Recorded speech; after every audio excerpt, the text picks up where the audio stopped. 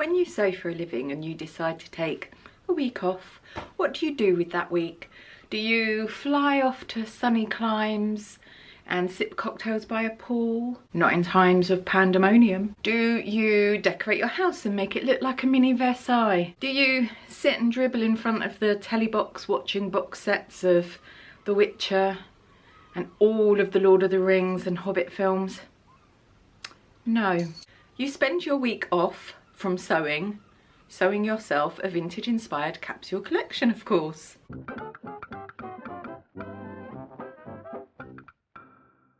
Welcome to my week of selfish sewing.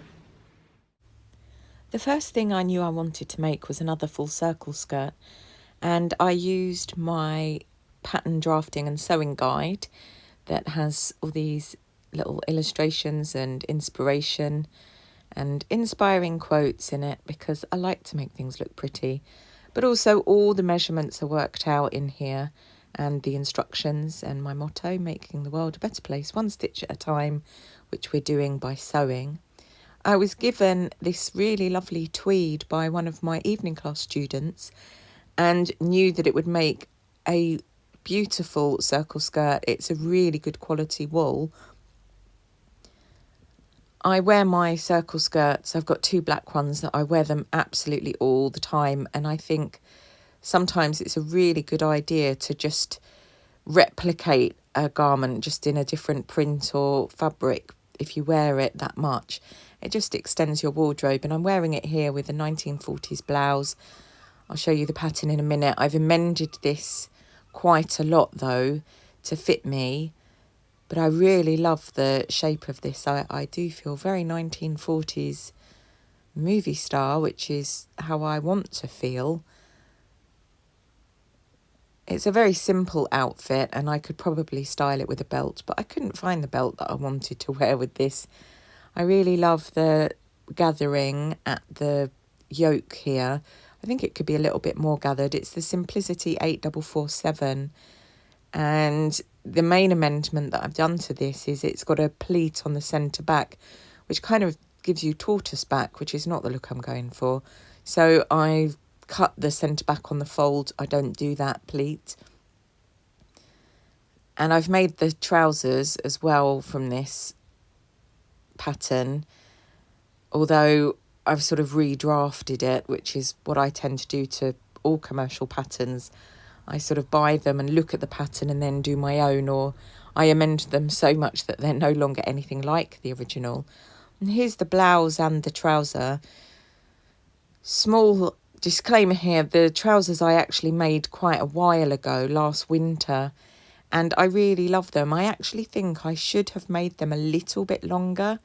I'm wearing them here with heels, and they are sort of doing that optical illusion of shortening my legs, which is not really a look I was going for, but that might just be because I'm wearing them with heels. This is a really simple outfit. I'm styling it here with the little ruffle clutch bag that I made for my Christmas gift videos, and really love this bag, and I'd wear this for an evening out. I'm wearing my great nan's pearl necklace with this, but if I put on one of the Diamante ones, a little bit of sparkle, that would look really fantastic. And then I made, with leftover black jumbo cord from the trousers, this waistcoat. I bought this in the very late 90s, so technically I suppose it's vintage now, but it's really lovely. This pattern doesn't fit me at all. It's a much smaller size because I was much smaller way back when, so I just copied the picture and done my own pattern, but it's a really fabulous pattern, and here it is. So it's sort of like a suit, I suppose. It's got a really nice shape to it, this waistcoat, and I really like the scoop neckline, and it sort of holds you in and makes you feel a little bit corseted, which I personally really like that feeling. And I'm wearing my mushroom brooch. I've been running classes making these brooches locally very successfully. This one has got Swarovski crystals on it, and I've used buttons that they're new, but they look vintage. they're actually quite hard to do up because they're sort of an irregular thickness. So I think I'm going to look for different buttons and replace, because I know that not being able to do this up easily is going to be a little bit off-putting for me. And I want to make sure that everything I've made I'm going to really wear, rather than have things just languishing in my wardrobe. I think that's a little bit depressing when you've spent all that time making something.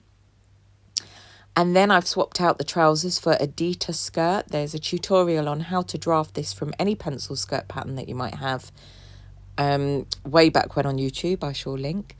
And I've made this in a black cotton sateen leftover from my 1950s Catwoman outfit dress. I ordered about 3 or 4 meters and ended up with loads left. So I've made the Deighton skirt here, and I really love this skirt. I love this look, and I think it's great to have that sort of contrast in texture. So you've got the sateen and then you've got the corduroy, and when you're wearing just one colour, having that difference in texture is a really nice thing to do. And of course black, which is one of my favourite colours, is great for doing that, for sort of matching textures and playing with contrasts, and it becomes really textural and tactile. Then the next thing that I made was this, I think it's a very late 60s, early 70s pattern, style patterns. I really like these patterns. They're very funky. The 3881. It's the shirt that I want to make, because even though it's a sort of 60s-ish shirt, it could also be a good dupe for a 1930s, 40s shirt. And I loved how voluminous these sleeves looked. And also it was a quite big size, so I knew it was going to work. And the lovely lady who gifted the tweed for my circle skirt also gifted me this cotton, which I think is a sort of 40s cotton. And here's the blouse. This was an absolute dream to sew. I measured myself against the pattern pieces, so I knew it was going to fit. But these sleeves absolutely love. And even though the collar is a little bit of a sort of 60s shape, I would amend this collar, I think, to make it a little bit more Peter Pan rather than a little bit Superfly, which this one might be. I am absolutely in love with this look, especially with this Deighton skirt. This was, I think, my favourite look out of my vintage-inspired capsule wardrobe that I spent my week sewing. I felt like I was my best self and I was going to live my best life in this outfit.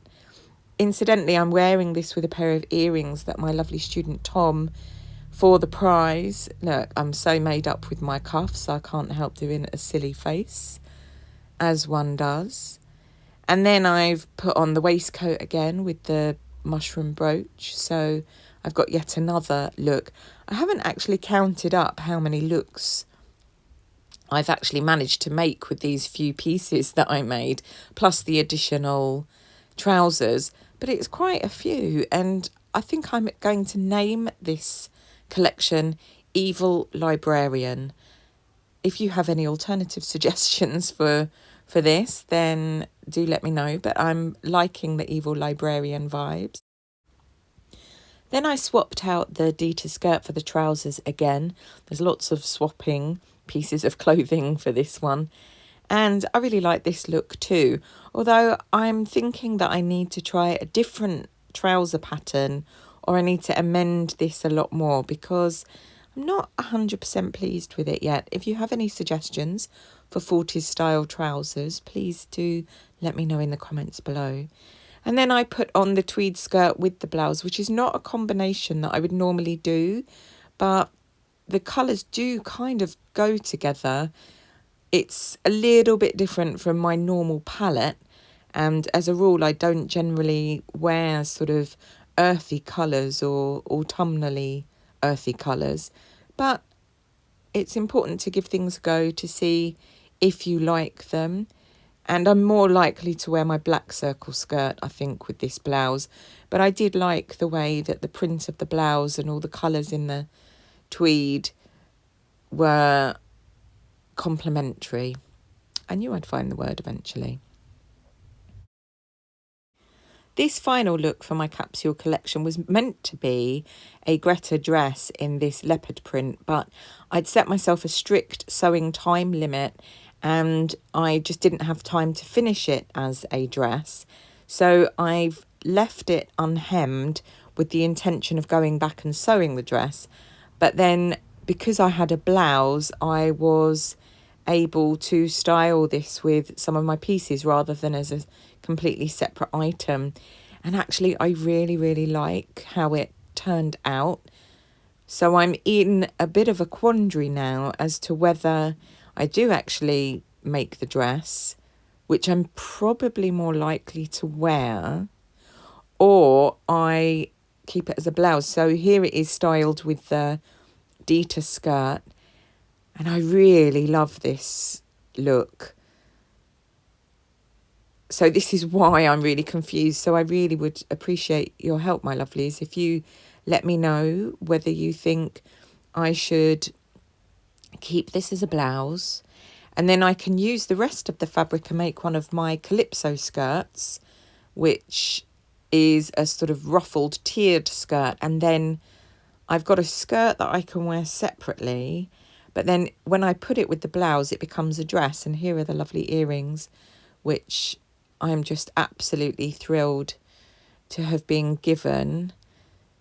I'm not sure if you can see, but they're lover's eyes with a pearl. Really beautiful. He's so clever. I will, of course, link him below. And you must race to his Etsy page and Instagram and see what he's got and give him a follow and support him, because he really deserves all the support. He's such a wonderful human. So, yes, I'm really confused and I just don't know what to do. I'm leaning towards this idea of making the skirt, and then that's extending this little capsule collection even further. But let me know your thoughts. And here it is styled with the waistcoat over the top, and loving this look as well. Very evil librarian. I used a velvet ribbon to do up the drawstring of the blouse. Originally I had intended to, make a sort of tie out of the leopard print, but that just seemed too faffy really. And I actually like the way the black velvet ribbon contrasts and ties in and looks like a feature, when really it was just my laziness that resulted in this. But sometimes the best ideas come out of adversity, even when it's one's own laziness. So really loving this look. Need to get a job in a library now. And here we are with the trousers. Maybe I need to try these trousers in a more fluid drapey fabric and lengthen them. But this outfit is the final one for my selfish sewing and my mini vintage inspired capsule collection. And I am all set for the final days of winter with all of these looks. Thank you so much for spending time with me today and watching this video. I hope you've enjoyed my week of selfish sewing, and it may have given you a few ideas for some sewing projects of your own. Let me know if you have some staple items in your wardrobe that you just can't do without. I call them hero pieces, and you can see more about my capsule collectioning, if that's how you say it, in videos that I'll link wherever videos are linked. Thank you for spending time with me in my little cottage by the sea today. And if you haven't already subscribed, then feel free to, if you've enjoyed this video. It's a huge help to me to be supported by you, and I'm truly grateful for all the lovely support that I get from you, whether you're just watching the video, liking it, or subscribing. I hope that wherever you are in the world, you're keeping safe and well, and I look forward to seeing you next time, when I think I'm doing a vlog. A late winter, early spring, not sure what the season is, not sure what year it is, but I'll be vlogging next time. So take care till then, my lovelies. Bye.